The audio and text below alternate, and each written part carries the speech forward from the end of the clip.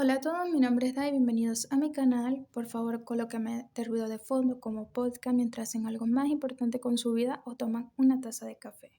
Hoy hablaremos de Phyllis Latour. Si sabes francés, quiero que sepas que voy a acabar con ese idioma. En líneas generales, ella fue una agente sudafricana de la Organización Clandestina Ejecutiva de Operaciones Especiales, o SOE por sus siglas en inglés, del Reino Unido en Francia durante la Segunda Guerra Mundial, con el objetivo de espiar, sabotear y dar reconocimiento en la Europa ocupada contra las potencias del eje, especialmente de la Alemania nazi. Trabajó desde el 1 de mayo hasta agosto de 1944. Primeros años de vida.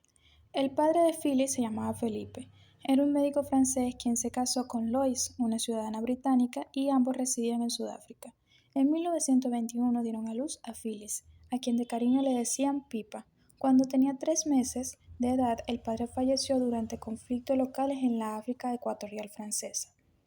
Lois se casó 3 años después con un piloto de carrera. Ella falleció al año siguiente.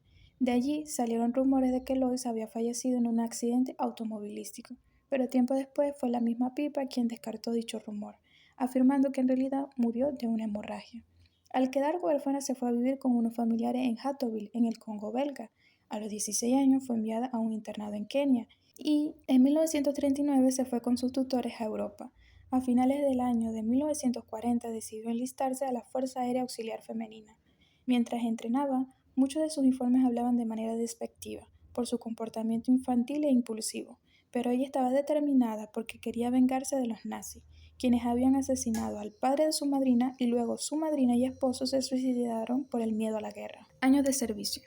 En 1941 consiguió entrar a la Fuerza Aérea Auxiliar Femenina, o WAF por sus siglas en inglés. Su número de servicio fue 718483, como mecánica de vuelo para fusilaje, pero la SOE la seleccionó para darle una tarea de espionaje por dos razones principales. Primero, se veía muy joven, por lo que podía aparentar ser una adolescente, delgada, pelo oscuro, ojos grises verdosos y de baja estatura. Y dos, hablaba varios idiomas, como inglés, francés, algo de árabe, suajil y kikuyu. Se dice que el francés lo hablaba sin ningún tipo de acento, aunque no le fue tan bien durante el entrenamiento, ya que una ex agente convertida en entrenadora, Odette Wiley, despidió a Phyllis el 1 de enero de 1944 por las siguientes razones. Era una pequeña cabeza hueca y alegre, incontrolable y testaruda y demasiado inestable emocionalmente. De ahí le enviaron a la Escuela de Entrenamiento Especial de la SOE, donde fue entrenada para todo: cifrar mensajes y enviarlos en código Morse, reparar radios, entrenamiento exhaustivo de paracaidismo, uso de ametralladoras Sten, técnicas de escape y evasión. Inclusive sacaron a un ladrón de la cárcel para que los entrenara a abrir cerraduras.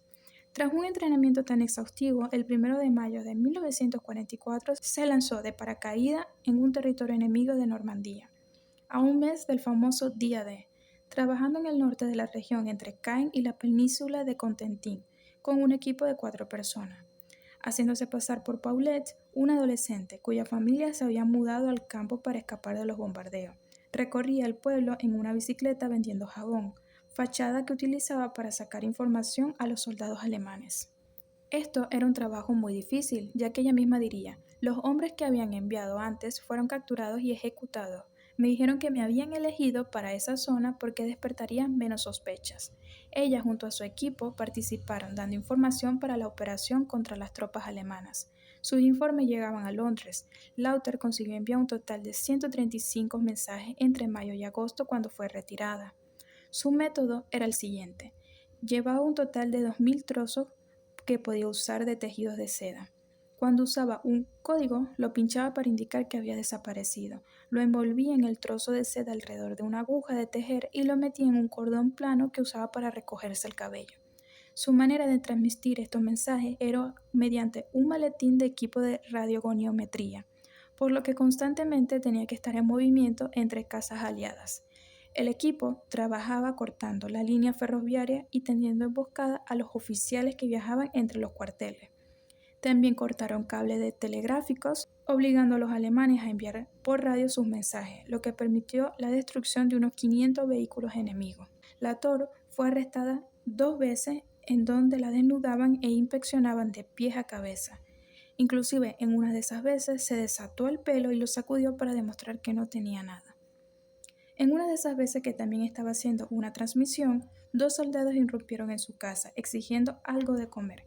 Phyllis mantuvo la calma, cerró la maleta fingiendo que empacaba y diciéndole a los soldados que se mudaba porque habían contraído escarlatina, por lo que estos soldados huyeron para evitar contraer esta enfermedad.